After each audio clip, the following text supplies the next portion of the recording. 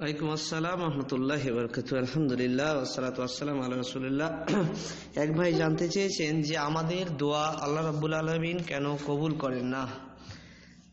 গুরুত্বপূর্ণ প্রশ্ন, আর এর সম্পর্কে আমাদের ভালো করে জানতে হবে। যে দেখেন, যে সম্পর্কে আমাদের দোয়া কবুল করেন না, সূরা বাকারা 2 নম্বর সূরা আয়াত নম্বর 216, সেখানে আল্লাহ রাব্বুল আলামিন বলছেন, তোমরা যা অপছন্দ করো তা তোমাদের জন্য কল্যাণকর, আবার তোমরা যেটা পছন্দ করো সেটা তোমাদের জন্য ক্ষতিকর হতে পারে। তোমরা যেটা পছন্দ করছো না সেইটাই তোমাদের জন্য কল্যাণকর, আর যেটা তোমরা পছন্দ করো না সেইটাই তোমাদের জন্য কল্যাণকর হবে, আর যেটা পছন্দ করো সেটা তোমাদের অকল্যাণকর। ধরুন, আপনি আল্লাহর কাছে দোয়া চাইলেন যে আমাকে একটা মোটরসাইকেল দাও আল্লাহ, তা আল্লাহ রাব্বুল আলামিন আপনার দোয়া কবুল করলেন না, আপনি একটা মোটরসাইকেল কিনতে পারলেন না। হতে পারে আপনি মোটরসাইকেলটা কিনে অ্যাক্সিডেন্ট হবেন, হয়ে আপনি পঙ্গু হয়ে যাবেন, অথবা আপনার একটা চোখ চলে যেতে পারে, অথবা আপনি মারাও যেতে পারেন। তাই আল্লাহ ভালো জানেন।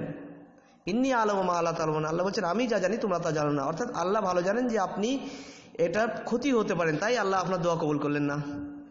তারপরে মনে করেন আপনি কলকাতার দমদম এয়ারপোর্টে যাবেন, প্লেন ধরবেন, যাওয়ার পর আপনার দেখা গেল আপনার ভিসা আছে, আপনি দুবাই কিংবা সৌদি আরব, কাতার কোনো জায়গায় দেশে যাচ্ছেন, তো আপনার ওই দিনই ভিসার লাস্ট ডেট, আর আপনাকে ফ্লাইট ধরতে হবে। তো আপনি এমন ট্রাফিক জ্যামে পড়ে গেলেন কলকাতার মাঝখানে, সেই ট্রাফিকে গিয়ে আপনার ফ্লাইটটা মিস হয়ে গেল, আর আপনি তখন অভিশাপ দিলেন এই ট্রাফিককে যে আমার জীবনে আজকে সব থেকে বড় ক্ষতি হয়ে গেল, আমার ভিসাটা নষ্ট হয়ে গেল, আমার রিজিকটাকে নষ্ট হয়ে গেল, এই ধরনের অভিশাপ দিলেন। তারপরের দিন আপনি ঘরে চলে এলেন, মনটা খারাপ। সকালবেলা আনন্দবাজার পত্রিকায় আপনি দেখলেন যে ওই প্লেনটা যেটা কলকাতা থেকে দুবাই যাচ্ছে, ওই প্লেনটা ক্র্যাশ হয়েছে এবং প্লেনের সমস্ত যাত্রী মারা গেছে।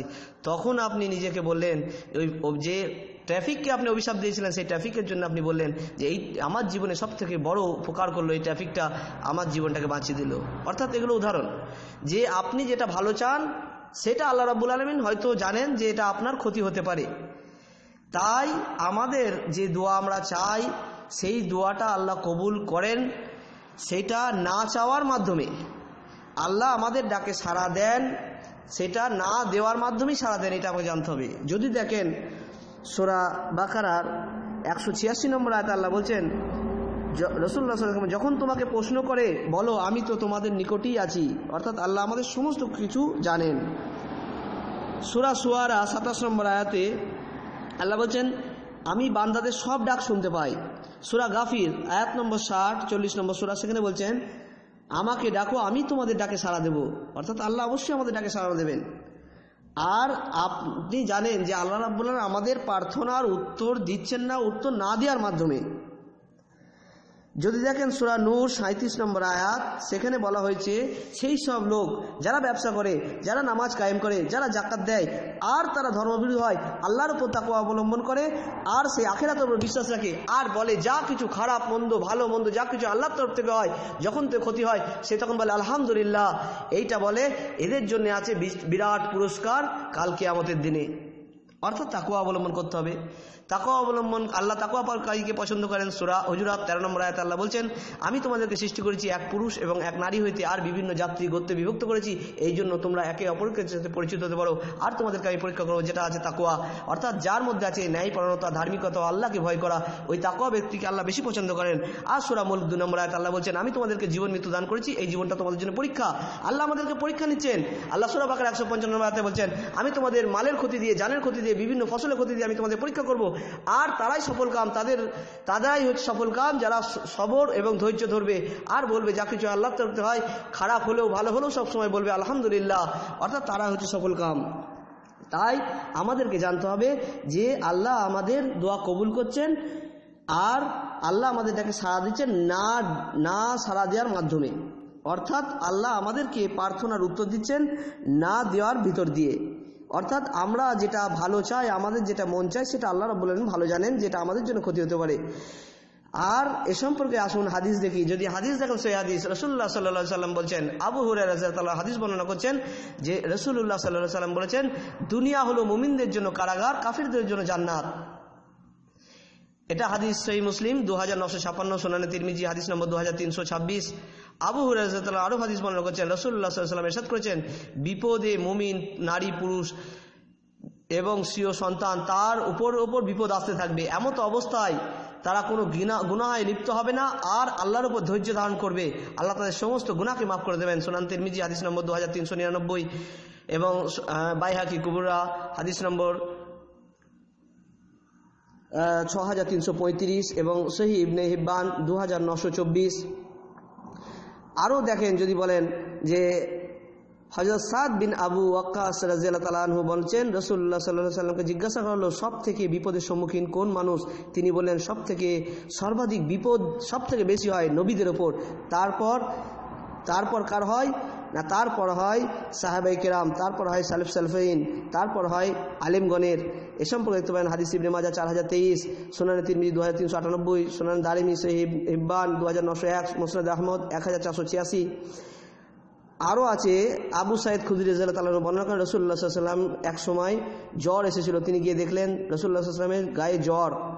তার আবু সাইদ রাদিয়াল্লাহু তাআলা আনহু চাদরের উপর হাত রাখলেন এবং ভীষণ জ্বরে রাসূলুল্লাহ সাল্লাল্লাহু আলাইহি ওয়াসাল্লাম কষ্ট পাচ্ছেন। তখন রাসূলুল্লাহ সাল্লাল্লাহু আলাইহি ওয়াসাল্লামকে জিজ্ঞাসা করলেন, রাসূলুল্লাহ সাল্লাল্লাহু আলাইহি ওয়াসাল্লাম বললেন, আমাদের ওপর বিপদ আসে এবং আমাদের প্রতিদানও দ্বিগুণ করা হয়, অর্থাৎ এই বিপদ যতটা হয় তার অতি ডবল আল্লাহ রাব্বুল আলামিন আমাদের আমল নামায় লিখে দেন। হযরত আবু সাইদ খুদরি রাদিয়াল্লাহু তাআলা আনহু বলেন, আল্লাহ রাসূল, মানুষের মধ্যে সবচেয়ে কঠিন বিপদের সম্মুখীন হয় কারা?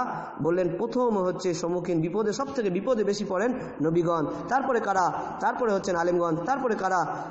সালেফ সালেহিন, তারপরে কারা?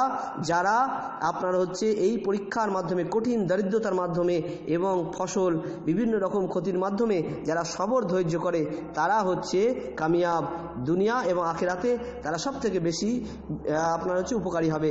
সহিহ ইবনে মাজাহ 4024 নম্বর হাদিস, সুনানে বাইহাকি 6325, হাকিম মুস্তাদরাক হাদিস নম্বর 119 এবং মুসনাদে আবু ইয়ালা হাদিস নম্বর 1045। অর্থাৎ যে আপনাকে জানতে হবে যে মুমিনদের জন্য হচ্ছে দুনিয়াটা হচ্ছে জেলখানা এবং কাফেরদের জন্য জান্নাত। আপনি জানেন যারা অমুসলিম আছে, যারা নকল ঈশ্বরে বিশ্বাস করে, তারা জানে, তারা ঈশ্বরকে ডাকে, নকল ঈশ্বরকে, আর তারা বিভিন্নভাবে আরো ধনী হয়ে যায়, তারা অনেক মালদার হয়ে যায়। আর আপনি বলছেন আমি 5 ওয়াক্ত নামাজ পড়ি, আমি হজ করি, অথচ আমি আল্লাহর এত ভালো খেদমত করি আর আমার বারবার ক্ষতি হচ্ছে। কিন্তু আপনি জানেন যারা নকল ঈশ্বরে বিশ্বাসী, তারা এত ভালো বিলাসিতার মধ্যে আছে।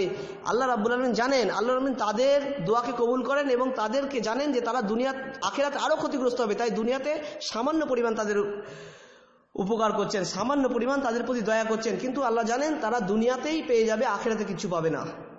তাই আখিরাত হচ্ছে মুমিনদের জন্য জান্নাত আর মুমিনদের জন্য দুনিয়া হচ্ছে জেলখানা। জেলখানা যেরকম কষ্ট হয়, তাই সব থেকে মানুষ ক্ষতিগ্রস্ত এই দুনিয়াতে হবে এবং তারাই সব থেকে সফলকাম, যারা সর্ব অবস্থায় বলবে আলহামদুলিল্লাহ, আল্লাহর শুকর আদায় করবে আর আল্লাহর প্রতি তাকওয়া অবলম্বন করবে। সমস্ত কিছু খারাপ ভালো মন্দ যা কিছু হয় আল্লাহর তরফ থেকে হয়, এই ইয়াকিন যারা রাখবে তারাই হচ্ছে কামিয়াবি। দেখতে পারেন সুনান ইবনে মাজাহ 4024, এছাড়া দেখতে পারেন মুসনাদে আবু ইয়ালা হাদিস নম্বর 1045, মুসনাদে আহমেদ হাদিস নম্বর 1481, ইবনে মাজাহ 4023 এবং তিরমিজি 2398 একাধিক নম্বর হাদিস। তাই আল্লাহ রাব্বুল আলামিন আমাদের দোয়া কবুল করছেন, আমাদের ডাকে সাড়া দিচ্ছেন না সাড়া দেওয়ার মাধ্যমে। অর্থাৎ আল্লাহ রাব্বুল আলামিন আমরা যে প্রার্থনা করছি এই প্রার্থনার উত্তর দিচ্ছেন উত্তর না দেওয়ার মাধ্যমে। তাই আল্লাহ যেটা জানেন আমরা সেটা জানি না, আমরা যেটা কল্যাণ চাই সেইটা হয়তো আমাদের চোখে ভালো লাগে, কিন্তু আল্লাহ রাব্বুল জানেন যে ভবিষ্যতে আমরা ক্ষতিগ্রস্ত হব। তাই আল্লাহ রাব্বুল আমাদের ওই দোয়া কবুল করেন না। আশা করি বুঝতে পেরেছেন।